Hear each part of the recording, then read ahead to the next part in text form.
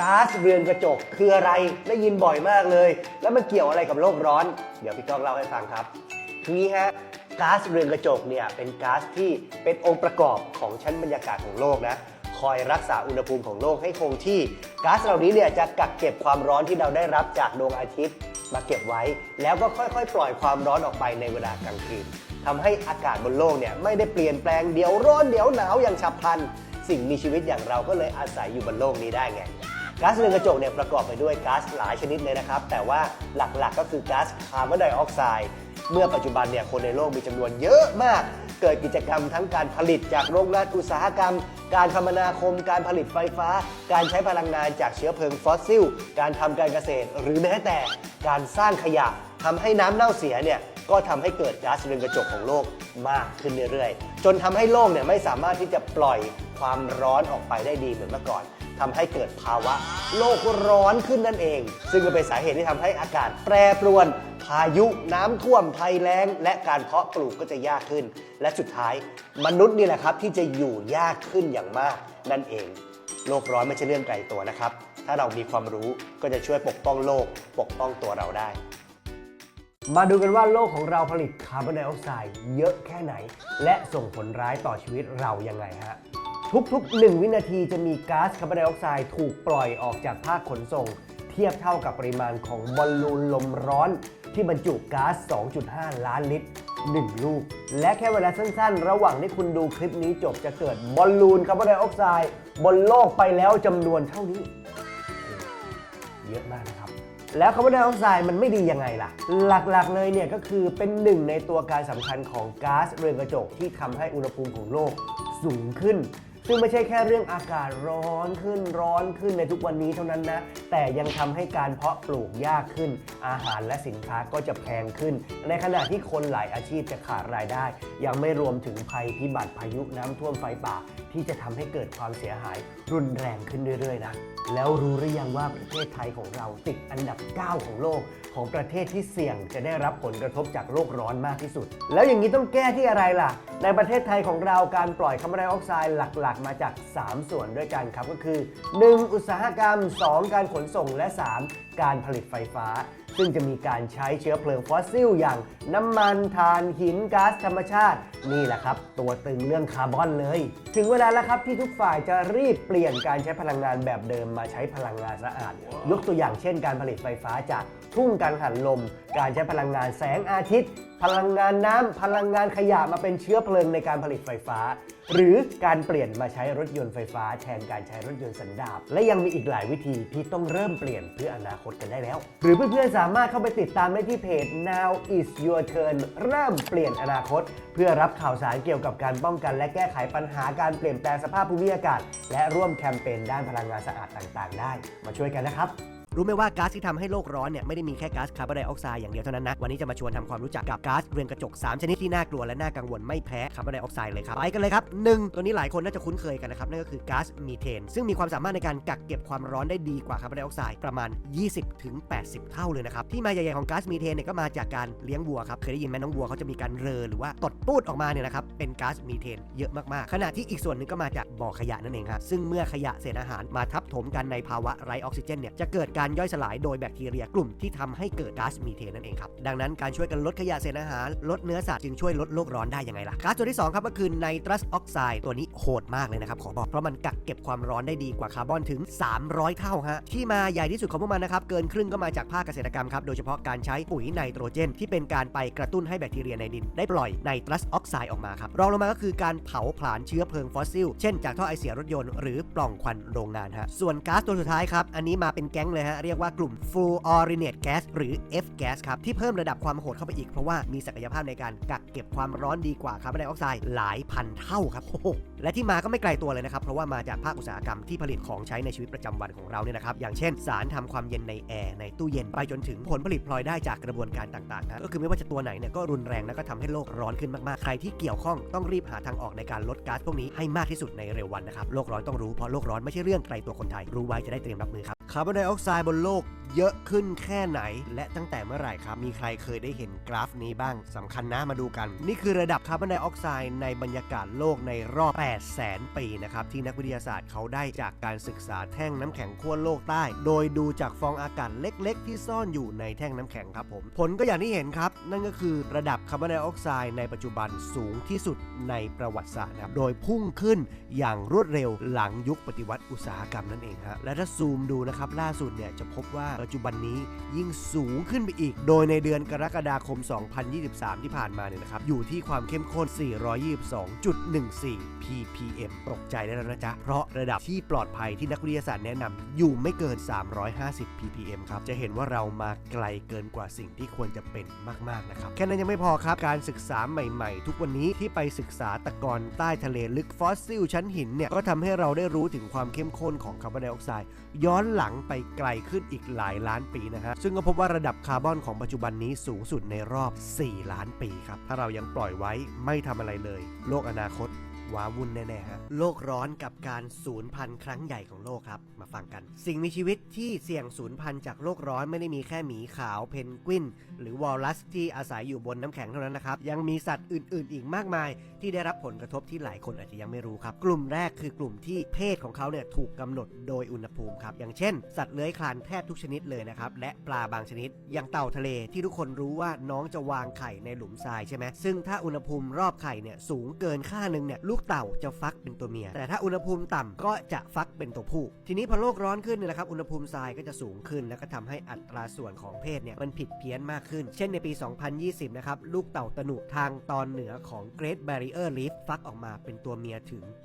99% ครับส่วนสัตว์ในกลุ่มที่2ครับก็คือสัตว์ที่อาศัยชายหาดในการผสมพันธุ์หรือวางไข่ที่ต้องเจอปัญหาระดับน้ำทะเลที่สูงขึ้นเช่นแมวน้ำช้างที่จับคู่ผสมพันธุ์บนหาดทรายหรือเต่าทะเลที่ไข่ของมันเสี่ยงต่อการจมน้ำมากขึ้นนั่นเองครับ3ก็คือสิ่งมีชีวิตที่อาศัยแนวปะการังเป็นบ้านเพราะโลกร้อนทำให้ปะการังฟอกขาวมากขึ้นอันนี้เล่าไปหลายทีแล้วเนาะซึ่งเมื่อปะการังตายเนี่ยสิ่งมีชีวิตนับล้านๆที่อาศัยแนวปะการังก็อยู่ไม่ได้ด้วยหนึ่งในคำที่ชวนทุกคนมารู้จักในวันนี้ก็คือคำว่า phenological mismatch ก็คือการที่วัฏจักรชีวิตเนี่ยมันไม่ตรงกับสภาพแวดล้อมที่เหมาะสมครับยกตัวอย่างให้เห็นภาพกันครับปกติแล้วเนี่ยนกในกลุ่มที่กินแมลงหลายชนิดนะครับจะมีช่วงเวลาที่เขาฟักออกมาจากไข่ตรงกับช่วงเวลาที่มีแมลงมากที่สุดพอดีครับทำให้เจ้าลูกนกเนี่ยมีอาหารกินอย่างอิ่มหนำแล้วก็เติบโตใช่ไหมครับแต่ปรากฏว่าภาวะโลกร้อนเนี่ยไปเปลี่ยนวงจรของแมลงทำให้ช่วงเวลาที่แมลงพีคเลื่อนมาเร็วขึ้นผลก็คือกว่าลูกนกจะฟักออกมาครับช่วงแมลงพีคก็หายไปหมดแล้วลูกนกก็ไม่มีอะไรกินครับโอกาสรอดของลูกนกก็น้อยลงหรืออีกเคสหนึ่งที่ฮาวายครับพอโลกร้อนขึ้น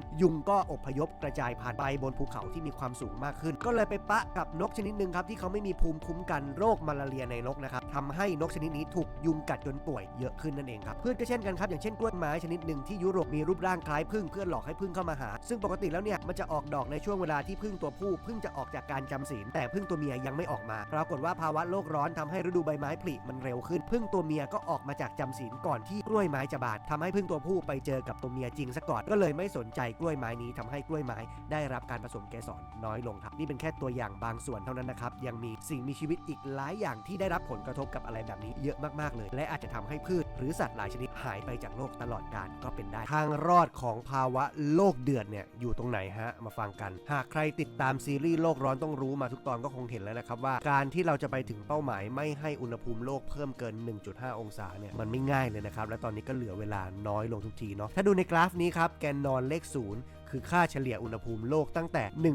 1,850 ถึงปี 2023 นี่นะฮะจะเห็นว่าในเดือนมิถุนายนที่ผ่านมาคือสูงที่สุดเมื่อเทียบกับค่าเฉลี่ยครับคงไม่ต้องพูดเยอะแล้วนะฮะว่ามันเร่งด่วนขนาดไหนคราวนี้มาดูกันนะครับว่าเราจะทำอะไรได้บ้างเพื่อแก้ปัญหาครับทางรอดจะแบ่งออกเป็น 2 ด้านหลักๆด้วยกันครับว่าคือ 1. mitigation คือการบรรเทาหรือการลดโลกร้อนด้วยวิธีต่างๆทั้งการลดการปล่อยก๊าซเรือนกระจกและดูดซับก๊าซเรือนกระจกที่ปล่อยไปแล้วคืนกลับมาครับและ2ก็คือ adaptation ครับก็คือการปรับตัวเพื่อให้อยู่กับโลกที่ร้อนขึ้นให้ได้ไม่ว่าจะเป็นการสร้างเมืองลอยน้ำวิจัยสายพันธุ์พืชที่ทนแล้งได้ดีขึ้นหรือการย้ายเมืองหลวง เป็นต้นนะครับซึ่งสิ่งที่ยังพอเป็นความหวังทุกวันนี้นะครับก็คือมีงานวิจัยใหม่ๆมากมายที่มุ่งเน้นในเรื่องเหล่านี้ไม่ว่าจะเป็นเทคโนโลยีในการดูดซับคาร์บอนพลังงานทดแทนวัสดุก่อสร้างใหม่ๆที่เป็นมิตรกับสิ่งแวดล้อมมากขึ้นครับภาวะทะเลกรดทั่วโลกกำลังจะทำให้ชีวิตใต้ทะเลไม่เหมือนเดิมครับคือปกติแล้วเนี่ยคาร์บอนไดออกไซด์ที่ถูกปล่อยสู่บรรยากาศเนี่ยจะถูกน้ำทะเลดูดซับเอาไว้บางส่วนทีนี้พอเราปล่อยคาร์บอนกันมากขึ้นคาร์บอนไดออกไซด์ที่ละลายในน้ำทะเลก็มากขึ้นเกิดเป็นกรดคาร์บอนิกซึ่งก็จะเกิดปฏิกิริยาต่อเนื่องที่จะไปแย่งเอาสารประกอบตั้งต้นที่ปะการังเขาต้องการผลก็คือปะการังจะหาสารประกอบเพื่อผลิตโครงสร้างหินปูนยากขึ้นทำให้ปะการังโตช้าลงอ่อนแอเปราะและแตกหักได้ง่ายยิ่งโลกร้อนทำให้พายุเกิดบ่อยปะการังก็ยิ่งเสี่ยงเสียหายเข้าไปอีกนะครับพวกหอยที่ต้องใช้วัตถุดิบเดียวกันเพื่อสร้างเปลือกก็เจอปัญหานี้เช่นกันครับอุตสาหกรรมเลี้ยงหอยที่อเมริกาก็เคยถึงขั้นล่มสลายเพราะว่าตัวอ่อนหอยนั้นไปไม่รอดถึงตัวเต็มวัยครับ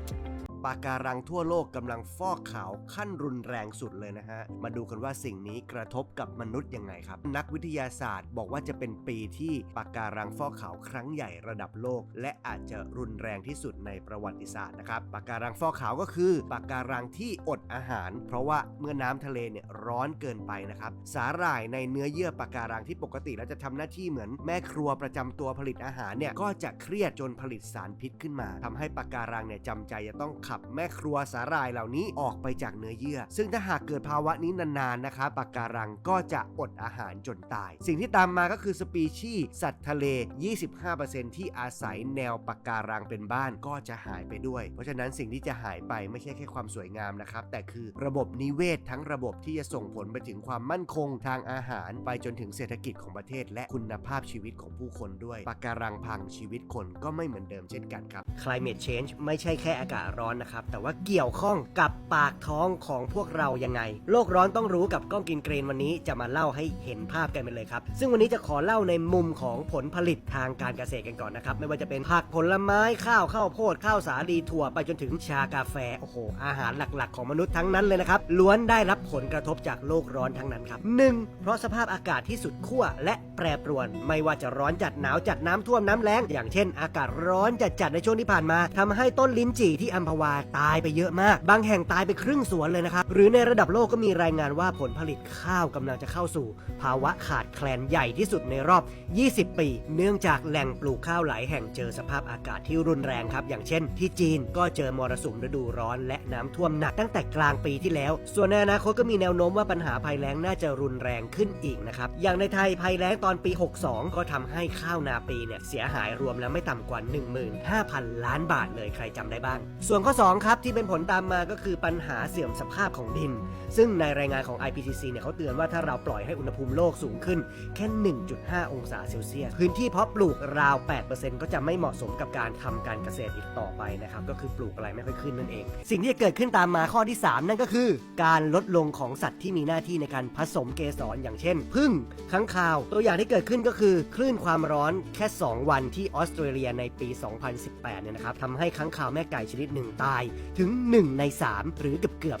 30,000 ตัวนะครับหรืองานวิจัยอีกชิ้นหนึ่งที่บอกว่าถ้าอุณหภูมิของโลกสูงขึ้นเกิน42 องศาเซลเซียสผึ้งประมาณครึ่งหนึ่งจะตายภายใน6 ชั่วโมงครับซึ่งหน้าร้อนที่ผ่านมาของเราเนี่ยบางวันความรู้สึกเหมือนใกล้ๆจะ50 องศาเลยนะครับทีนี้พอนักผสมเกสรลดลงสิ่งที่ตามมาก็คือผลไม้ก็จะติดลูกน้อยลงผลผลิตก็จะลดลงและอาหาร1 ใน 3ที่เรากินกันก็ต้องอาศัยผึ้งในการผสมเกสรครับชาวสวนอยู่ยากขึ้นแน่นอนครับผมข้อที่4ครับ climate change หรือโลกร้อนเนี่ยจะเพิ่มความเสี่ยงต่อการระบาดของโรคพืชและศัตรูพืชเช่นมีงานวิจัยพบว่าเมื่ออุณหภูมิสูงขึ้นหนอนกระทู้ข้าวโพดลายจุดก็จะระบาดมากขึ้นนะครับหรือสภาพอากาศที่ผิดเพี้ยนก็จะส่งผลต่อเส้นทางการอพยพของเจ้าตั๊กแตนทะเลทรายที่มาทีเป็นฝูงใหญ่แบบพลังทำลายล้างสูงมากคราวนี้แหละครับเกษตรกรเจอปัญหาหนักแน่เนี่ยครับแค่4ข้อนี้นะครับความมั่นคงทางอาหารของมนุษย์เราก็สั่นคลอนแล้วนะครับอาหารจะหายากขึ้นชาวนาชาว ไร่ชาวสวนเกษตรกรจะอยู่กันยากขึ้นและประเทศไทยคือกลุ่ม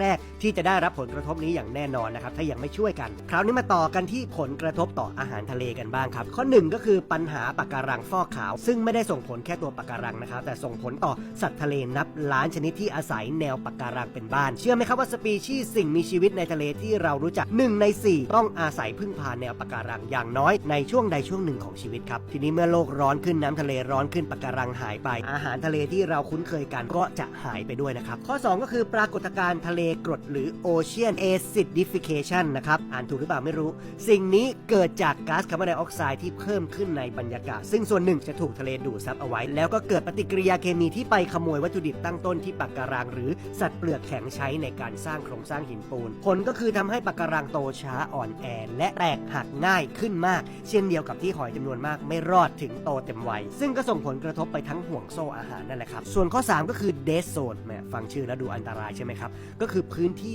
ไร้ออกซิเจนในทะเลที่กำลังขยายตัวขึ้นเรื่อยๆแม้สาเหตุหลักจะมาจากน้ำเสียที่ไหลมาจากฝั่งแต่ว่าภาวะโลกร้อนก็ซ้ำเติมปัญหานี้ให้สาหัสขึ้นอีกเพราะเมื่ออุณหภูมิน้ำสูงขึ้นออกซิเจนก็จะละลายน้ำได้น้อยลงจนสัตว์น้ำไม่สามารถอาศัยอยู่ได้จะเห็นว่าแค่คาร์บอนไดออกไซด์ที่เพิ่มขึ้นในอากาศก็ส่งผลไปหลายต่อหลายทอดแล้วนะครับแล้วก็เกี่ยวกับชีวิตเราทั้งนั้นเลยนี่ยังไม่นับปัญหาการสูญเสียสัตว์น้ำจากสาเหตุอื่นๆอย่างเช่นการประมงเกินขนาดหรือว่าซากอวนที่ถูกทิ้งในทะเลด้วยนะครับพวกเนื้อสัตว์เนื้อวัวเนื้อหมูเนื้อไก่ไข่นมก็ได้รับผลกระทบเช่นกันผลกระทบโดยตรงก็คือภาวะ heat stress ซึ่งทำให้ร่างกายของสัตว์เกิดความเครียดพวกน้องๆก็จะกินอาหารได้น้อยลงส่งผลให้พลังงานที่จะนำไปใช้ในการเติบโตเหลือน้อยลง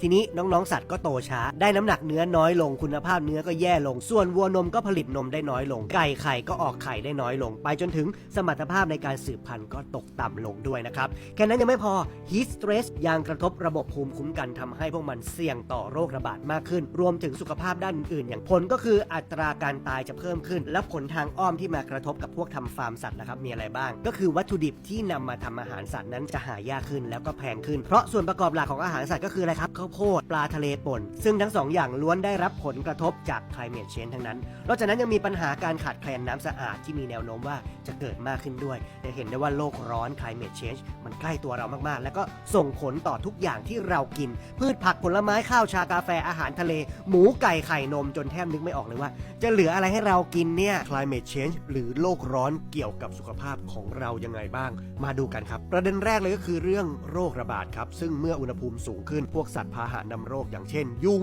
เห็บก็มีแนวโน้มกระจายตัวกว้างขึ้นสืบพันธุ์เร็วขึ้นและเมื่อมีน้ำท่วมก็ยิ่งทำให้ยุงชุมขึ้นไปอีกนึกแล้วคันเลยใช่ไหมฮะส่วนในบางประเทศที่แล้งจัดจนเกิดภาวะขาดแคลนอาหารอย่างเช่นที่แอฟริกาอย่างเงี้ยก็ทำให้คนมีแนวโน้มล่าสัตว์ป่ามาเป็นอาหารมากขึ้นก็ยิ่งเสี่ยงที่เชื้อจากโรคจากสัตว์ป่าจะมาติดสู่คนอย่างเช่นอีโบลาไงจำได้ไหมส่วนการที่โลกอุณหภูมิสูงขึ้นเนี่ยก็ยังทำให้สัตว์อพยพย้ายถิ่นออกห่างจากเส้นศูนย์สูตรมากขึ้นเพิ่มโอกาสที่สัตว์ต่างสปีชีส์ที่ไม่เคยเจอกันเนี่ยได้มาปะกันไงแล้วก็ได้ถ่ายเทเชื้อโรคสู่กันเกิดเป็นโรคอุบัติใหม่ขึ้นมาอีกนี่ยังไม่นับเชื้อโรคใต้น้ำแข็งที่ฟื้นคืนชีพอย่างที่เคยเล่าไปแล้วนะไปหาดูส่วนประเด็นที่2นะฮะด้านสุขภาพก็คือวิกฤตขาดแคลนน้ำสะอาดในฝั่งประเทศหนาวๆก็จะเจอกับการหดหายของทานน้ำแข็งซึ่งเป็นต้นกำเนิดน้ำจืดที่สำคัญส่วนในเขตร้อนก็จะเจอฝนขาดช่วงจากเอลนิโญ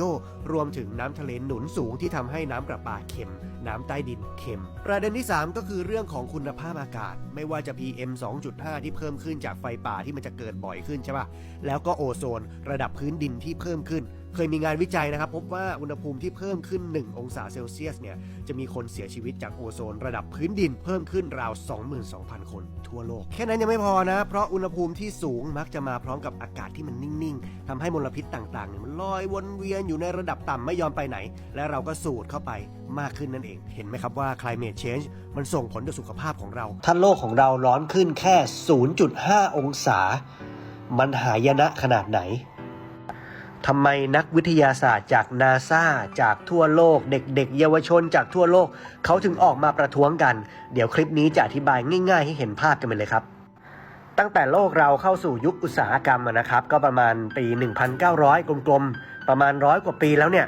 โลกของเราตอนนี้ร้อนกว่าตอนนั้นขึ้นมา1องศาเซลเซียสแล้วนะครับซึ่งแค่1องศาเนี่ยก็ทำให้โลกแปรปรวนอย่างที่เห็นฝนตกพายุนะครับไฟป่า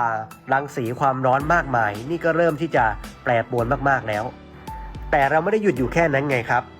UN เนี่ยเขาทำนายว่าถ้าเรายังปล่อยก๊าซคาร์บอนไดออกไซด์แบบไม่บรรยะบรรยังแบบตอนนี้เนี่ยโลกของเราจะร้อนขึ้นไปถึง 1.5 องศาภายในอีก 10-30 ปี เอาแน่ๆคนที่ดูคลิปนี้อยู่ส่วนใหญ่เนี่ยน่าจะอยู่ถึงครับร้อนขึ้น 1.5 องศานี่ก็เตรียมตัวจิ๊บหายกันได้แล้วนะครับแต่มันมีแววว่าเราจะไม่อั้นอยู่ที่ 1.5 นะครับมันจะกลายเป็น 2 องศาซึ่งถ้าอั้นไม่อยู่เนี่ยนะครับกลายเป็น 2 องศาต่างกันแค่ 0.5 องศาเนี่ยทำไมต้องออกมาเรียกร้องอะไรกันมากมายมันแตกต่างกันขนาดไหนข้อแรกร้อนจนอยู่ไม่ได้ถ้าโลกเราร้อนขึ้น 1.5 องศาเนี่ยนะครับในประเทศเขตร้อนเนี่ยวันที่ร้อนจัดๆเนี่ยเราจะร้อนมากกว่าตอนนี้ถึง 2 เท่าลองคิดดูครับช่วงนี้ร้อนกันมากๆเลยถ้าเราร้อนคูณ 2 จากนี้ไปอีกโหเราจะอยู่ยากขนาดไหนแต่ถ้าโลกเราร้อนขึ้น 2 องศากันบ้างในหน้าร้อนเราจะไม่ได้ร้อนแค่ 2 เท่านะครับเราจะร้อนมากกว่านั้นอีกเราจะเจอคลื่นความถี่ที่สามารถทำให้คนตายได้มากขึ้นประชากรโลกกว่า420ล้านคนเทียบง่ายๆก็เหมือนคนทั้งประเทศไทย6ประเทศนะครับจะเผชิญกับคลื่นความร้อนจนไม่มีที่อยู่อาศัยและอาจจะเสียชีวิตจากลมแดดได้ก็หลบในห้องแอร์สิจะได้รอดนะมันต้องมีคอมเมนต์อะไรประมาณนี้แหละนะครับอย่าคิดว่ารอดครับมันไม่ได้ตายเพราะความร้อนอย่างเดียวครับภัยแล้งที่มันเกิดขึ้นเนี่ยทำให้พื้นที่ทางการเกษตรเนี่ยมันปลูกอะไรก็ไม่ขึ้นครับคนตกงานอีกเพียบอดอยากขาดอาหารและคนไม่มีน้ำสะอาดใช้บนโลกเนี่ยจะเพิ่มขึ้นอีก2เท่าถ้าโลกของเราร้อนขึ้นที่ 1.5 องศาเซลเซียสเนี่ยนะครับน้ำแข็งที่อาร์กติกเนี่ยจะค่อยๆละลายจนหายไปภายใน100ปีนี่ก็จิ๊บหายแล้วนะครับโลกเขาใช้เวลาสั่งสมกันมาเนี่ย 150,000 ปีแต่นี่มาหายที่รุ่นเราครับให้มันจบที่รุ่นเรากันไปแต่ถ้าโลกร้อนขึ้น2องศาเซลเซียสเมื่อไหร่เนี่ยนะครับจากที่เคยใช้เวลาละลาย100ปีเนี่ยจะเหลือเพียงแค่10ปีเท่านั้นเองโอ้โหเร็วขึ้นมา10เท่าเลยนะครับไม่ต้องไปสงสารหมีหรอกครับสงสารพวกเราเองนี่แหละเพราะเมื่อระดับน้ำทะเลสูงขึ้นเนี่ยประชากรโลกกว่า46ล้านคนถ้าเทียบก็มากกว่าครึ่งหนึ่งของคนไทยทั้งประเทศนะครับจะเจอน้ำท่วมครั้งใหญ่อย่าเพิ่งไปขนของหนีน้ำกันครับยังมีอีกถ้าโลกเราร้อนขึ้นน้ำแข็งละลายเนี่ยนะครับเชื้อโรคที่มันเคยถูกแช่แข็งไว้เนี่ยมันจะฟื้นคืนกลับมายิ่งถ้าเราไปถึง2องศาเมื่อไหร่เนี่ยนะครับเตรียมตัวไว้เลยว่าเราจะเกิดโรคระบาดครั้งใหญ่กว่าครึ่งโลกคาดการว่าจะมีผู้เสียชีวิตนะครับติดเชื้อจากพาหะนำโรคมากขึ้นพวกมาลาเรียไข้เลือดออกเนี่ยก็จะระบาดกันใหญ่เลยนะครับโควิดนี่อาจจะจิ๊บไปเลยก็ได้อ่ะใครชอบดำน้ำดูปะการังครับโลกใต้น้ำก็ไม่รอดนะครับถ้าโลกเราร้อนขึ้น 1.5 องศาเนี่ยปะการังที่เป็นระบบนิเวศใหญ่นะครับของสัตว์โลกใต้ทะเลเนี่ยจะหายไป9ใน10นะครับซึ่งก็เกือบหมดแล้วและถ้าโลกเราร้อนขึ้น2องศาเนี่ยไปหมดครับปะการังอยู่ไม่ได้ซึ่งแน่นอนครับระบบนิเวศใต้ทะเลสูญเสียไปสัตว์ทะเลหลายชนิดเข้าสู่การใกล้จะสูญพันธุ์แน่ๆไม่ใช่แค่ใต้ทะเลนะครับถ้าโลกเราไปถึง2องศาเมื่อไหร่พืชประมาณ 20,000 ชนิดในโลกสัตว์ที่อยู่ในป่าอุดมสมบูรณ์อย่างแอมะซอนกาลาปากอสและที่ต่างๆในโลกจะเริ่มสูญพันธุ์อีกหลายชนิดนี่แหละครับที่นักวิทยาศาสตร์แล้วก็เด็กๆเยาวชนทั่วโลกเขาออกมาต่อต้านโรงงานพลังงานฟอสซิลหรือที่ใช้น้ำมันจากใต้ท้องโลกขึ้นมาเนี่ยแหละครับเพราะว่ามันปล่อยคาร์บอนไดออกไซด์และทำให้โลกร้อนอย่างมากซึ่งถ้าเรายังไม่หยุดยังไม่หันมาใส่ใจโลกมากกว่านี้แค่ 0.5 องศาอาจจะทำให้โลกเราจบเหมือนหนังในหลายๆเรื่องก็ได้นะครับถ้าโลกร้อนขึ้นอีกแค่ 0.5 องศาจะเกิดอะไรขึ้นรู้ไหมครับว่าตั้งแต่โลกของเราเข้าสู่ยุคอุตสาหกรรมตั้งแต่ปี 1850 เนี่ยจนถึงตอนนี้โลกของเราร้อนขึ้นแล้ว1 องศาเซลเซียสแค่1 องศาเซลเซียสฟังดูไม่น่าจะรุนแรงอะไรใช่ไหมครับแต่ส่งผลให้สภาพอากาศแปรปรวนอย่างที่เห็นทั้งพายุไฟป่าคลื่นความร้อนสร้างความเสียหายให้บ้านเมืองและชีวิตไปเยอะมากๆเลยนะครับ UN ยังบอกอีกนะครับว่าถ้าเรายังปล่อยก๊าซเรือนกระจกกันแบบนี้ต่อไปนะครับอีกไม่เกิน 10-30 ปีซึ่งผมเชื่อว่าหลายคนน่าจะอยู่ถึงนะครับโลกของเราอุณหภูมิจะสูงขึ้นไปอีก 0.5 องศาเซลเซียส ฟังดูจิ๊บจอยใช่ไหมครับ 0.5 องศาเซลเซียสเนี่ยจะส่งผลต่อโลกมากกว่าที่เราคิดครับทั้งน้ำแข็งขั้วโลกที่จะละลายไวขึ้นกว่าเดิมในบางพื้นที่ฤดูร้อนก็อาจจะร้อนขึ้นเป็น 2 เท่าเลยนะครับปะการัง9 ใน 10 บนโลกก็จะตายระบบนิเวศใต้ท้องทะเลก็จะอยู่ไม่ได้พืชและสัตว์หลายชนิดก็จะเริ่มสูญพันธุ์ไปจากโลกครับและมนุษย์อย่างเราเองก็จะเจอผลกระทบต่อชีวิตที่รุนแรงขึ้นจากทั้งหมดที่เราสร้างขึ้นมาเองครับโลกร้อนไม่ใช่เรื่องไกลตัวถ้าเรามีความรู้ก็จะช่วยกันปกป้องโลกปกป้องเราได้นะครับถ้าโลกร้อนขึ้นโรคก็ร้ายขึ้นด้วยมันเกี่ยวกันยังไงลองคิดภาพตามนะครับเมื่อโลกเราร้อนขึ้นเนี่ยน้ำแข็งที่อาร์กติกก็จะละลายเชื้อโรคและแบคทีเรียต่างๆที่ถูกแช่แข็งไว้ภายใต้น้ำแข็งเหล่านั้นเมื่อนานมาแล้วเนี่ยก็จะฟื้นคืนชีพกลับมามีโอกาสที่จะกลับมาระบาดได้อีกครั้งนะครับซึ่งปัจจุบันเนี่ยมนุษย์เพิ่งค้นพบยาปฏิชีวนะเพื่อต่อสู้กับโรคติดเชื้อจากแบคทีเรียต่างๆได้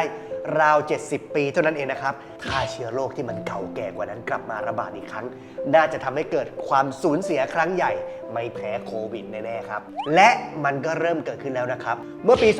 2559 ที่ผ่านมานะครับที่ภูมิภาคอาร์กติกเนี่ยเด็กชายวัย 12 ปีได้เสียชีวิตเพราะเชื้อแอนแทรกซ์รวมถึงคนในพื้นที่ด้วยนะครับอีกประมาณ20 คนก็ถูกนำส่งโรงพยาบาลจากโรคเดียวกันครับนักวิทยาศาสตร์ก็สันนิษฐานว่าสาเหตุเกิดจากคลื่นความร้อนในปีนั้นทำให้ชั้นดินเยือกแข็งซึ่งปกติจะมีอุณหภูมิต่ำกว่า0 องศาเซลเซียสตลอดทั้งปีเนี่ยละลายจนเผยซากกวางเรนเดียร์ที่ถูกฝังใต้น้ำแข็งเมื่อ75 ปีที่แล้ว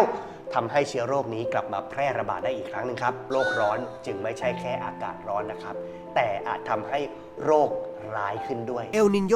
ลานินญาคืออะไรแล้วคนไทยจะเดือดร้อนยังไงมาฟังกันครับ2คำนี้เนี่ยคือปรากฏการณ์ที่เกิดขึ้นที่มหาสมุทรแปซิฟิกนะครับแต่ว่ามีผลกระทบต่อสภาพอากาศทั้งโลกเลยคือในภาวะปกติเนี่ยในมหาสมุทรแปซิฟิกจะมีกระแสลมที่เรียกว่าเทรดวินหรือลมค้าเขาจะพัดจากที่ตะวันออกมาที่ตะวันตกหรือจากทวีปอเมริกามาที่เอเชียครับซึ่งก็จะพาเอากระแสน้ำอุ่นมาด้วยก่อให้เกิดฝนในเอเชียตะวันออกเฉียงใต้บ้านเรานี่แหละแต่ทีนี้ในบางปีครับกระแสลมนี้อ่อนกำลังเราจะเรียกว่าเกิดปรากฏการณ์เอลนินโย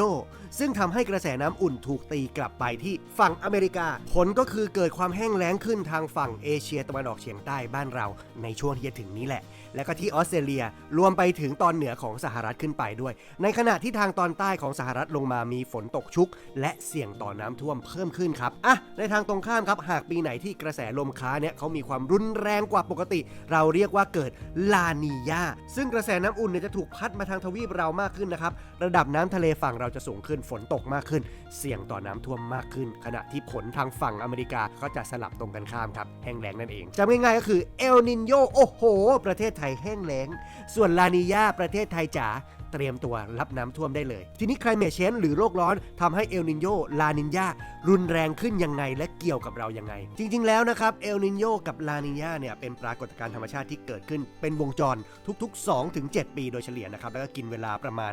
9-12 เดือนต่อครั้งนะครับแต่เมื่อภาวะ climate change รุนแรงขึ้นเนี่ยก็จะส่งผลให้ปรากฏการณ์เอลนินโยและลานินญาเนี่ยมีความรุนแรงมากขึ้นหรือเรียกว่าซูเปอร์เอลนินโยและซูเปอร์ลานินญาครับรวมทั้งเกิดขึ้นบ่อยขึ้นถี่ขึ้นเกิดเก่งขึ้นด้วยอย่างในปลายปีนี้เนี่ยนักวิทยาศาสตร์ก็ออกมาเตือนนะครับว่ามีความเสี่ยงต่อการเกิดซูเปอร์เอลนินญาซึ่งถือว่าเร็วกว่าวงจรปกติมากและจะส่งผลให้บ้านเรา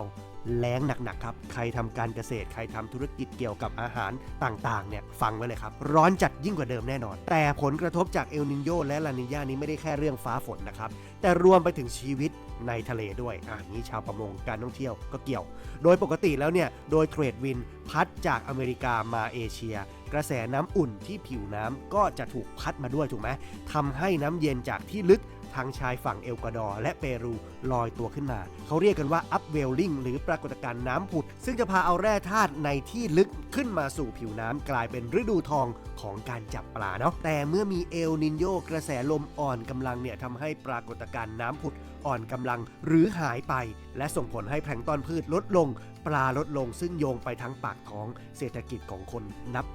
ล้านๆเลยนะจ๊ะนี่ยังไม่นับถึงภาวะเอลนินโยที่ทำให้อุณหภูมิน้ำทะเลสูงขึ้นเสี่ยงต่อการฟอกขาวของปะการังซึ่งถ้าแนวปะการังพังไปอย่างหนึ่งเนี่ยโอ้โห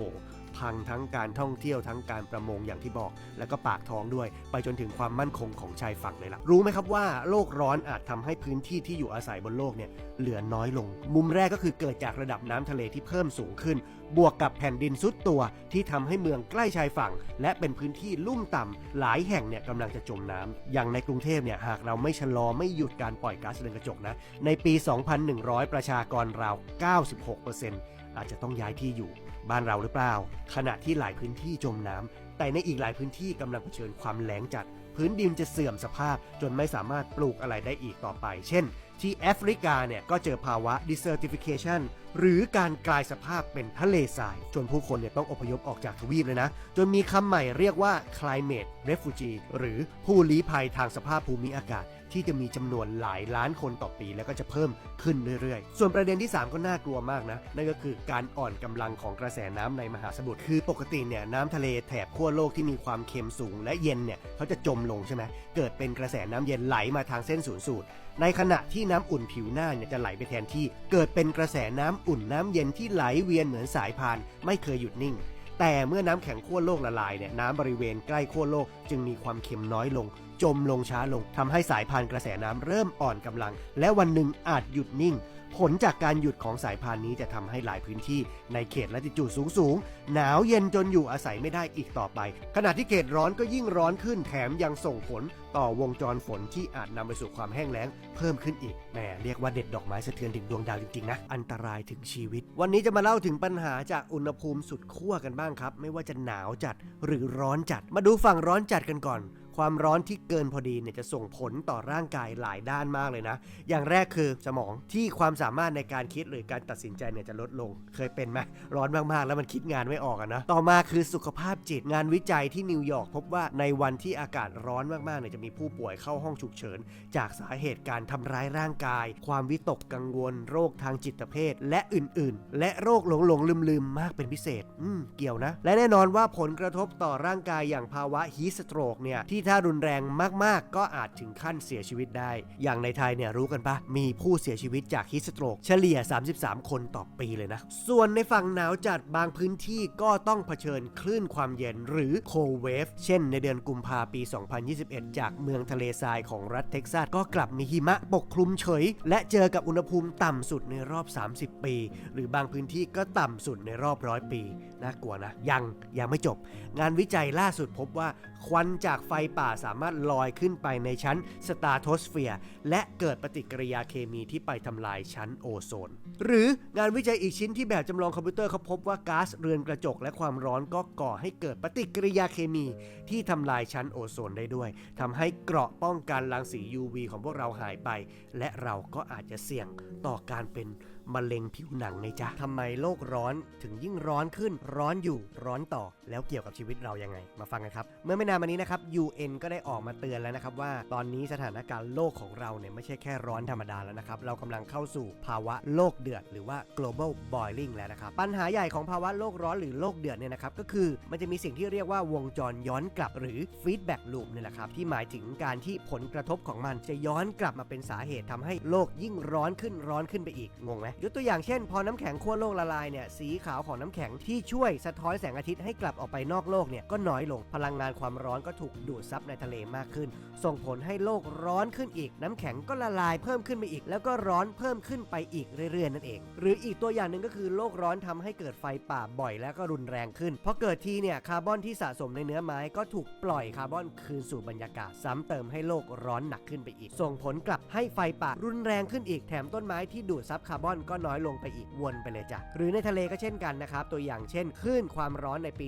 2011 ทำให้แนวหญ้าทะเลของออสเตรเลียตายเป็นบริเวณกว้างปล่อยคาร์บอนกว่า9 ล้านตันขึ้นสู่ชั้นบรรยากาศครับก็เป็นวงจรย้อนกลับให้ปัญหาหนักขึ้นเรื่อยๆนั่นเองดังนั้นถึงเวลาแล้วฮะที่ทุกฝ่ายต้องมาลดคาร์บอนกันอย่างจริงจังครับอย่าให้เป้าหมายที่สัญญากันไว้บนเวทีโลกเนี่ยเป็นแค่คำโฆษณาคนรวยหรือคนจนโลกร้อนทำร้ายใครมากกว่ากันใครบอกว่าเรื่องสิ่งแวดล้อมเนี่ยเป็นเรื่องของคนรวยเขาท ำกันคนจนไม่มีสิทธิ์นะคะมีครับโลกร้อนเนี่ยส่งผลต่อทุกๆคนเลยนะโดยเฉพาะคนที่รายได้น้อยด้วยซ้ำไปนะครับในรายงานของ IPCC เนี่ยเขาระบุว่ากลุ่มผู้ที่ได้รับผลกระทบจากโลกร้อนมากที่สุดก็คือคนจนนั่นเองฮะโลกยิ่งร้อนก็ยิ่งเหลื่อมล้ำโลกยิ่งร้อนก็ยิ่งไม่เท่าเทียมครับตัวอย่างเช่นพอปะการังฟอกขาวสัตว์น้ำหายไปคนกลุ่มแรกที่จะเดือดร้อนก็คือชาวประมงที่หาเช้ากินค่ำนั่นเองครับหรือพอมีภาวะเอลนิโญฝนแล้งไม่มีน้ำใช้คนที่เดือดร้อนก่อนใครก็คือเกษตรกรใช่ไหมฮะหรือเวลาเกิดโรคระบาดข้าวยากหมากแพงคนที่จะลำบากและก็เสี่ยงอันตรายก่อนก็คือ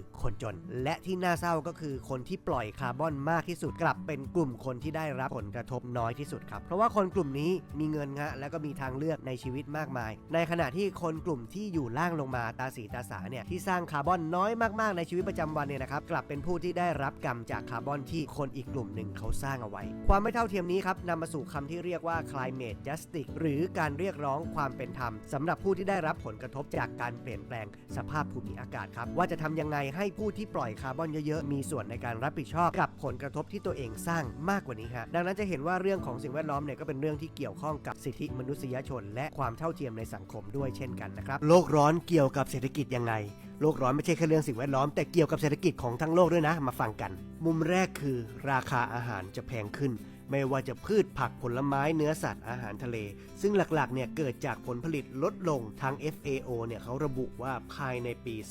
2030 ผลผลิตทางการเกษตรของพืชหลัก9 ใน 10 ชนิดจะมีผลผลิตลดลงและราคาสูงขึ้นต่อมาคือความเสียหายทางเศรษฐกิจจากภัยธรรมชาติที่มีแนวโน้มรุนแรงขึ้นและเกิดบ่อยขึ้นไม่ว่าจะเป็นน้ำท่วมนะพายุนะซึ่งความเสี่ยงเนี้ยจะตามมาด้วยราคาเบี้ยประกันทรัพย์สินที่มีแนวโน้มสูงขึ้นด้วยโดยมีงานวิจัยว่าอีก20 ปีข้างหน้าเนี่ยเบี้ยประกันทรัพย์สินอาจจะสูงขึ้นถึง3 เท่าจากตอนนี้เลยนะครับนี่ยังไม่นับความสูญเสียทางเศรษฐกิจจากโรคอุบัติใหม่ที่มีแนวโน้มมากขึ้นอย่างที่เคยเล่าไปตอนก่อนๆรวมไปถึงภัยความแล้งที่ทะเลสาบหลายแห่งจะเริ่มเหือดแห้งและสุดท้ายผู้คนมากมายจะต้องสูญเสียอาชีพไม่ว่าจะเกษตรกรที่จะต้องเจอภาวะเดี๋ยวท่วมเดี๋ยวแล้งชาวประมงที่ไม่เหลือสัตว์น้ำให้ได้จับไปจนถึงอุตสาหกรรมท่องเที่ยวเช่นถ้าปะการังฟอกขาวและตายก็จะกระทบไปทั้งองคาพยพเลยตั้งแต่บริษัททัวร์โรงแรมที่พักร้านอาหารธุรกิจท้องถิ่นอีกมากมายใครนึกอาชีพอะไรออกอีกที่จะได้ผลกระทบจากโลกร้อนก็คอมเมนต์มากันได้เลยนะถ้าเราเป็นผู้นำโลกจะช่วยลดโลกร้อนด้วยวิธีไหนที่ได้ผลที่สุดมาดูเว็บนี้กันครับสนุกมากซิมูเลชันตัวนี้ครับพัฒนาโดยนักวิจัย MIT และเปิดให้ทุกคนเข้าไปใช้กันได้ฟรีๆเลยนะเริ่มต้นจากเซิร์ชคำว่า En-ROADS ใน Google ก็ได้นะครับแล้วก็จะเจอเว็บที่ชื่อว่า Climate Interactive แล้วก็กดเข้าไปที่ Explore the En-ROADS Simulator ก็จะเจอหน้านี้แหละครับมาเล่นกันกราฟทางซ้ายมือเนี่ยนะครับก็คือสัดส่วนของแหล่งพลังงานที่ใช้ในแต่ละปีอย่างสีเขียวก็คือพลังงานหมุนเวียนสีแดงก็คือน้ำมันสีน้ำตาลก็คือถ่านหินนะครับส่วนกราฟด้านขวาก็คือปริมาณก๊าซเรือนกระจกที่ปล่อยออกมาครับและตัวเลขใหญ่สุดทางด้านซ้ายก็คืออุณหภูมิของโลกที่จะเพิ่มขึ้นในปี 2100 ครับใครอยู่ถึงบ้างซึ่งตอนนี้ฮะอยู่ที่บวก 3.3 องศาเซลเซียสครับซึ่งก็คือในกรณีที่เราไม่ทำอะไรให้มันดีไปมากกว่านี้นะครับไปถึงนี่แน่นอนโจทย์ของเราก็คือต้องทำให้ตัวเลขนี้ไม่เกิน 1.5 องศาครับจะทำได้ไหมทำได้หรือเปล่านะครับมาลองเริ่มกันครับเริ่มจากนโยบายสนับสนุนรถไฟฟ้าก่อนเลยแล้วกันนะโดยลากแถบ electrification เนี่ยนะครับในหัวข้อ transport ไปที่ขวาสุดไปเลยครับซึ่งก็หมายถึงว่ารัฐบาลจะช่วยอุดหนุนเงินสูงสุดๆปรากฏว่าตัวเลขอุณหภูมิไม่ขยับเลยฮะก็เพราะว่าถ้าที่มาของไฟฟ้ายังเป็นถ่านหินอยู่ต่อให้เราใช้รถไฟฟ้ากันทั้งหมดก็คงไม่ช่วยอะไรครับงั้นเรามาลองเพิ่มภาษีถ่านหินให้สูงๆดีกว่านะครับโดยเลื่อนแถบโคในหัวข้อ energy supply นะครับไปซ้ายสุดเลยนะครับค่อยลดลงมาได้หน่อยแต่ก็ยังไม่พออยู่ดีเราจะทำอะไรกันอีกดีครับงั้นมาเพิ่มภาษีน้ำมันละกันครับพร้อมๆกับการลดหย่อนภาษีพลังงานหมุนเวียนแบบสุดประตูไปเลยครับปึ๊บลดลงมาหน่อยนะฮะลองเพิ่มราคาคาร์บอนสิแล้วก็ไปลดการทำลายป่าและลดการปล่อยก๊าซเรือนกระจกให้สุดๆเลยนี่ก็ยังไม่ถึง 1.5 นะครับแค่เกือบๆเท่านั้นเองจากโมเดลนี้นะครับจะทำให้เห็นเลยว่าการทำให้อุณหภูมิของโลกเพิ่มไม่เกิน 1.5 องศานี่ไม่ใช่เรื่องง่ายๆเลยนะครับและมันก็ไม่มีทางที่จะสำเร็จได้ด้วยนโยบายแบบใดแบบหนึ่งเพียงอย่างเดียวแต่ต้องทุกวิถีทางรวมกันจริงๆและที่สำคัญที่สุดต้องเริ่มทำวันนี้เดี๋ยวนี้ครับเพราะยิ่งรอช้าทุกอย่างก็จะยิ่งยากขึ้นเรื่อยๆจนอาจจะถึงจุดที่ไม่สามารถแก้ไขให้ทันแล้วก็เป็นได้ครับลองทายกันสิครับว่าภาคส่วนไหนสร้างก๊าซเรือนกระจกมากที่สุดครับกอไก่ภาคขนส่งขอไข่ภาคพลังงานคอควายภาคอุตสาหกรรมและงองูภาคเกษตรกรรมครับเฉลยก็คือข้อขอไข่ ภาคพลังงานครับซึ่งปล่อยก๊าซเรือนกระจกประมาณ 25% เลยนะฮะคิดง่ายๆว่าก็คือกระบวนการผลิตไฟฟ้าที่เราใช้นั่นแหละครับส่วนอันดับ2ก็คือภาคอุตสาหกรรมครับไม่ว่าจะเป็นการผลิตปูนซีเมนต์การผลิตอลูมิเนียมเหล็กพลาสติกทั้งหลายทั้งปวงนี้คิดเป็นก๊าซเรือนกระจก 17% ส่วนอันดับ3หรือจะเรียกว่าอันดับ2ที่ปล่อย 17% เท่ากันนะครับก็คือภาคการขุดเจาะน้ำมันก๊าซธรรมชาติเหมืองถ่านหินไปจนถึงโรงกลั่นครับส่วนอันดับต่อมาก็คือภาคขนส่งครับที่ปล่อย 14% ตามติดด้วยภาคเกษตรกรรมที่ปล่อย 13% ครับรวมกันทั้งหมดนี้คิดเป็น 86% แล้วนะฮะข้อมูลนี้อ้างอิงจากเว็บไซต์ที่ชื่อว่า climatetrace.org ครับอธิบายง่ายๆภาษีคาร์บอนเครดิตคืออะไรเชื่อว่ายุคนี้ฮะทุกคนคงได้ยิน2คำนี้มาบ่อยเลยใช่ไหมครับผม2คำนี้ต่างกันยังไงและจะช่วยลดก๊าซเรือนกระจกลดโลกร้อนได้จริงไหมหรือเป็นแค่การฟอกเขียววิธีหนึ่งล้อมวงกันเข้ามาครับเดี๋ยวพี่ก้องจะเล่าให้ฟังแบบง่ายๆเลยฮะคำว่าภาษีคาร์บอนก็คือการที่ภาครัฐเนี่ยกำหนดค่าปรับสำหรับผู้ปล่อยคาร์บอนเกินกำหนดเช่นถ้าเซตเพดานไว้เท่านี้แต่บริษัท A ปล่อยเกินมา30 ตันแปลว่าบริษัท A ต้องจ่ายส่วนเกินนี้ในราคาตันละเท่าไหร่ก็ว่าไปแล้วแต่รัฐบาลในแต่ละประเทศกำหนดไว้พูดง่ายๆว่าเป็นบทลงโทษเป็นค่าปรับนั่นเองส่วนคำที่2ครับคาร์บอนเครดิตฮะหรือเรียกอีกอย่างหนึ่งว่า Cap and Trade System อันนี้ให้นึกภาพว่าเป็นตลาดที่บริษัทต่างๆจะมาซื้อขายคาร์บอนกันซื้อขายกันทำไมซึ่งบางประเทศเนี่ยก็เป็นแบบภาคบังคับหรือรัฐบาลกำหนดเพดานไว้ถ้าบริษัทไหนปล่อยคาร์บอนได้น้อยกว่าเพดานที่ตั้งไว้เนี่ยก็เอาส่วนต่างที่ต่ำกว่าเพดานตรงนี้ไปขายให้กับบริษัทที่เขาปล่อยคาร์บอนเกินไงเช่นบริษัท A นะฮะปล่อยคาร์บอนเกินเพดานมา30 ตันแต่ไม่อยากเสียค่าปรับก็เลยไปซื้อเครดิตจากบริษัท B ที่เขาปล่อยคาร์บอนต่ำกว่าเพดาน30 ตันเอาไปชดเชยกันแต่ว่าต้องซื้อกันนะหรือบางประเทศเนี่ยเขาเป็นแบบสมัครใจก็คือรัฐบาลไม่ได้บังคับแต่บางบริษัทก็ยอมไปจ่ายตังค์ซื้อเครดิตคาร์บอนเพื่อส่งเสริมภาพลักษณ์ของตัวเองนั่นเองจ้ะข้อดีของระบบนี้ก็คือการสร้างแรงจูงใจให้บริษัทต่างๆพยายามหันมาหาวิธีลดคาร์บอนเช่นเปลี่ยนมาใช้เป็นพลังงานสะอาดรวมถึงการดูดกลับคาร์บอนเช่นปลูกป่าและถ้ายิ่งลดได้มากก็จะยิ่งขายเครดิตคาร์บอนได้มากขึ้นอีกด้วยซึ่งก็ทำให้คนที่คิดระบบนี้ขึ้นมานะฮะถึงขั้นได้รางวัลโนเบลสาขาเศรษฐศาสตร์เลยนะครับแม้ว่าระบบนี้นะฮะมันคือการทำให้ผู้สร้างคาร์บอนต้องจ่ายมากกว่าส่วนผู้ลดคาร์บอนหรือดูดกลับคาร์บอนได้ก็จะได้ประโยชน์ในเชิงเม็ดเงินด้วยใช่ไหมฟังดูดีนะและในบางกรณีมันก็มีข้อดีจริงๆแหละเช่นที่อินโดนีเซียมีป่าพรุขนาดใหญ่มากๆพื้นหนึ่งกำลังจะถูกรัฐปล่อยสัมปทานเป็นนิคมปาล์มน้ำมันแต่ก็มีบริษัทหนึ่งรีบชิงขอสัมปทานและตั้งเป็นโครงการอนุรักษ์เพื่อเก็บป่าผืนนี้ไว้โดยสร้างรายได้จากการขายคาร์บอนเครดิตแถมพวกเขาก็ทำงานส่งเสริมคุณภาพชีวิตชุมชนในพื้นที่ไปพร้อมๆกันด้วยดีไหมล่ะแต่ในอีกมุมหนึ่งครับบางครั้งตลาดคาร์บอนก็อาจให้ผลตรงกันข้ามเช่นมีบางบริษัทพอได้สัมปทานพื้นที่แล้วเนี่ยก็ดันไปทำลายป่าเดิมแล้วก็ปลูกเป็นพืชเชิงเดี่ยวใส่ปุ๋ยเคมีให้ต้นไม้โตไวๆแล้วก็เอาผลงานไปขอคาร์บอนเครดิตผลที่ได้ก็คือได้ป่าปลูกที่ต้นไม้ยืนเรียงแถวไม่มีสัตว์ป่าได้ใช้ประโยชน์แย่กว่าเดิมทำลายความหลากหลายทางชีวภาพแถมบางเคสยังไล่ชุมชนในพื้นที่ออกไปอีกกลายเป็นว่าสร้างปัญหามากกว่าเดิมอีกนะฮะก็จะเห็นว่ามันก็เป็นเหมือนเหรียญ2ด้านนะครับทั้งที่มีข้อดีและมีข้อควรระวังดังนั้นสิ่งที่ต้องพัฒนาก็คือมาตรฐานของการตรวจสอบที่ต้องเข้มข้นชัดเจนขึ้นไม่ให้เคสฟอกเขียวเกิดขึ้นได้ง่ายๆและไม่ให้มีนายทุนฮุบป่าธรรมชาติไปสร้างประโยชน์ส่วนตัวครับโลกร้อนต้องรู้เพราะโลกร้อนไม่ใช่เรื่องไกลตัวคนไทยรู้ไว้จะได้เตรียมรับมือโลกร้อนขนาดนี้ลดการปล่อยคาร์บอนอย่างเดียวคงไม่ทันแล้วนะฮะจะมีวิธีไหนไหมนะที่จะดึงคาร์บอนในบรรยากาศกลับคืนมาคำตอบก็คือมีครับทุกวันนี้มีนวัตกรรมที่เรียกว่า direct air capture หรือการดักจับคาร์บอนจากอากาศซึ่งจะเป็นโรงงานใหญ่ๆที่มีวัสดุสำหรับดูดซับคาร์บอนไดออกไซด์โดยใช้พัดลมดูดอากาศเข้ามาครับเพราะวัสดุนี้ดูดซับจนอิ่มตัวแล้วเนี่ยก็จะถูกส่งเข้าเครื่องเพื่อให้ความร้อนคาร์บอนไดออกไซด์ก็จะระเหยออกมาได้เป็นคาร์บอนไดออกไซด์บริสุทธิ์ที่จะถูกอัดลงไปเก็บไว้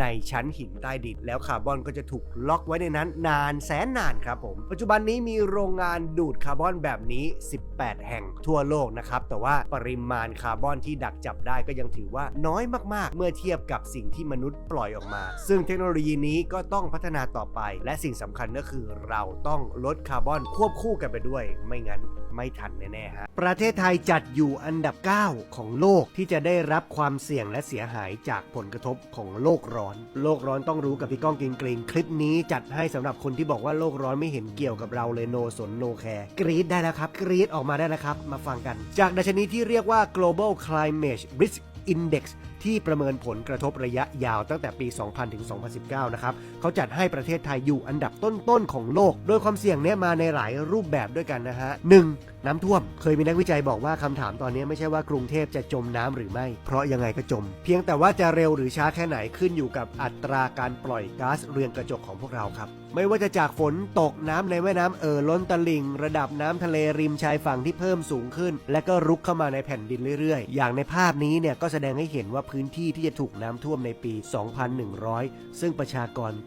96% ต้องสูญเสียที่อยู่อาศัยบ้านเราหรือเปล่านอกจากน้ำท่วมแล้วผลกระทบข้อต่อมาก็คือเรื่องภัยแล้งครับน้ำท่วมแล้วยังภัยแล้งอีกเหรอมาด้วยกันได้ไงนอกจากภัยแล้งแล้วก็ยังมีความเสี่ยงต่อพายุไซโคลนที่มีแนวโน้มรุนแรงและก็ถี่ขึ้นไปจนถึงคลื่นความร้อนซึ่งจำนวนวันที่อุณหภูมิสูงจนอันตรายมีแนวโน้มเพิ่มขึ้นซึ่งอาจจะทำให้มีคนถึงขั้นเสียชีวิตได้นะที่ว่ามานี้เป็นแค่ความเสี่ยงขั้นแรกเท่านั้นนะครับเพราะผลต่อเนื่องตามมาก็มีทั้งเรื่องผลผลิตทางการเกษตรปลูกอะไรก็ยากเนาะปากท้องสุขภาพเศรษฐกิจความเหลื่อมล้ำแล้วก็ปัญหามากมายที่ตามมาเป็นลูกโซ่โลกร้อนไม่ใช่แค่อากาศร้อนนะครับไม่ใช่เรื่องไกลตัวและก็ไม่ได้ไกลจากประเทศจากจังหวัดจากตำบลที่เราอยู่ช่วยกันส่งเสียงเรื่องสิ่งแวดล้อมช่วยกันบอกบริษัทให้เขาจริงจังกันมากกว่านี้ไม่งั้นคนตัวเล็กๆรายได้น้อยทางเลือกน้อยนี่แหละที่จะได้รับผลกระทบมากที่สุดครับประเทศไทยเราเนี่ยไปสัญญาอะไรกับเขาไว้บนเวทีโลกในเรื่องของการลดคาร์บอนและหน่วยงานระดับโลกเนี่ยเขาให้คะแนนประเทศไทยเราไว้ยังไงบ้างมาฟังกันครับถ้าใครยังจำได้นะครับช่วงปลายปี 64 ในงานประชุม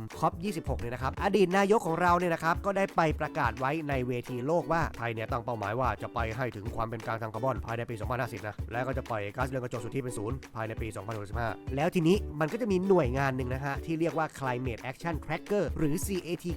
เนี่ยนะครับเขาทำหน้าที่เหมือนเป็นครูมาคอยตรวจการบ้านแล้วก็ตัดเกรดประเทศต่างๆว่าได้ทำอะไรไปแค่ไหนสอดคล้องกับที่ได้ทำสัญญาเอาไว้หรือเปล่าโดยหน่วยงาน CAT เนี่ยนะครับเขาแบ่งเป็น5เกรดด้วยกันครับผมคือ1 compatible ก็คือสอดคล้องกับข้อตกลงปารีสที่จะทำให้อุณหภูมิของโลกเพิ่มไม่เกิน 1.5 องศาพูดง่ายๆก็คือสอบผ่านได้ A ไปเลยครับ2 almost sufficient ก็คือเกือบดีแล้วแต่ต้องปรับปรุงอีกหน่อยนะครับประมาณเกรด B นั่นเอง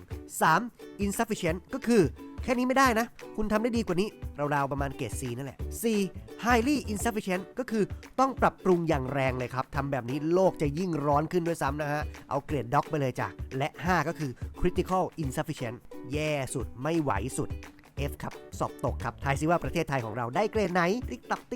ตอกนี่เลยจ้ะ F สอบตกจ้ะสีเทาชัดๆเลยครับและสังเกตว่าไม่มีประเทศไหนได้ A เลยนะครับแปลว่าที่ประกาศไว้บนเวทีโลกเนี่ยเป็นแค่คำโฆษณาเท่านั้นเหรอประชาชนต้องช่วยกันตั้งคำถามนะครับไม่งั้นเราจะซวยกันทั้งหมดจับตาพรบอากาศสะอาดจะแก้ปัญหาฝุ่นได้จริงหรือแค่ภาพลวงตาแก้อะไรไม่ได้เลยขึ้นอยู่กับ4ข้อนี้ครับวันนี้พี่ก้องจะมาสรุปให้ฟังช่วงนี้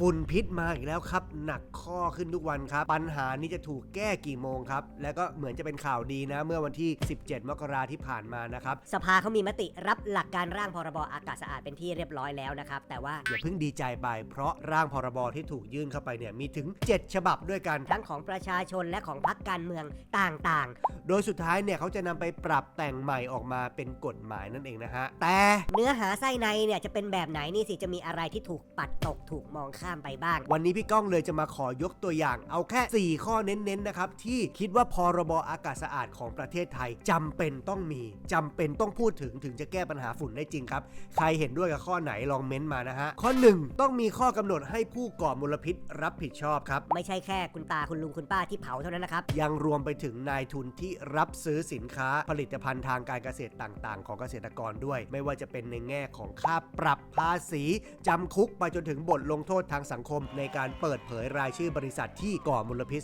สู่สาธารณะ 2. ห้ามนำเข้าสินค้าเกษตรหรือสินค้าแปรรูปที่เกี่ยวข้องกับการเผาครับเพราะว่าเราก็คงไม่สามารถไปบอกประเทศเพื่อนบ้านว่าเฮ้ยนายอย่าเผานะเราคงจัดการเขาไม่ได้ใช่ไหมครับแต่เราควบคุมในสิ่งที่เราจะเลือกนำเข้าได้ซึ่งกลไกตลาดนี่แหละจะไปช่วยควบคุมการเผาไม่ให้มีฝุ่นพิษข้ามพรมแดนมา 3. ต้องมีระบบตรวจสอบย้อนกลับได้ครับว่าสินค้าไหนมีวัตถุดิบที่เกี่ยวข้องกับการเผาเช่นไส้กรอกยี่ห้อ นี้มาจากหมูฟาร์มไหนและฟาร์มนั้นใช้อาหารสัตว์ยี่ห้อไหนแล้วอาหารสัตว์ยี่ห้อนั้นมาจากข้าวโพดในไร่ที่มีการเผาหรือเปล่า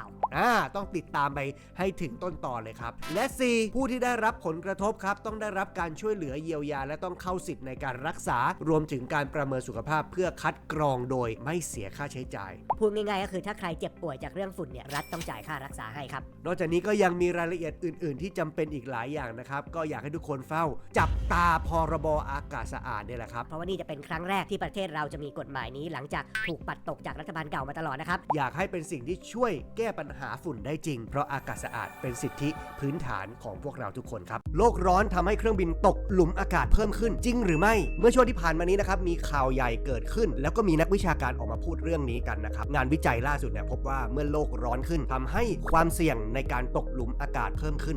2-3 เท่าแถมความรุนแรงก็เพิ่มขึ้นด้วยนะครับโดยเฉพาะสิ่งที่เรียกว่า clear air turbulence หรือหลุมอากาศขณะฟ้าใสที่นักบินเนี่ยจะดูด้วยตาไม่เห็นเรดาร์ก็ไม่เห็นนะครับซึ่งก็คือสิ่งที่สิงคโปร์แอร์ไลน์เจออย่างที่เป็นข่าวนั่นเองครับส่วนงานวิจัยอีกชิ้นหนึ่งนะครับที่เก็บสถิติการตกหลุมอากาศที่ผ่านมาก็พบว่า clear air turbulence บริเวณมหาสมุทรแอตแลนติกเหนือที่มีความรุนแรงมากกว่า 1G เพิ่มขึ้นถึง 55% นะฮะเมื่อเทียบระหว่างปี 2020 กับปี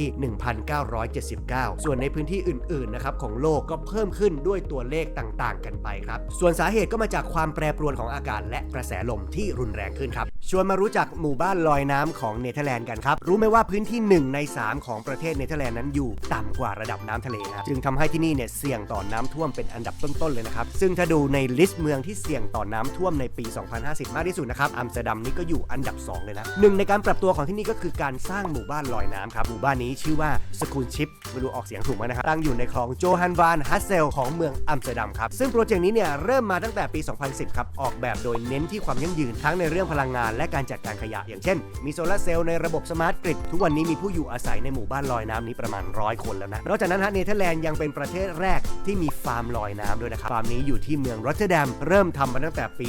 2019 ตอนนี้มีวัวนมประมาณ40 ตัวแล้วเนี่ยส่วนประเทศไทยจะมีนโยบายตั้งรับ climate change เมื่อไหร่ยังไงกี่โมงยังไม่มีอะไรแน่ชัดเลยนะครับกดติดตามโลกร้อนต้องรู้ไว้เพราะเรื่องนี้ใกล้ตัวคนไทยมากๆครับ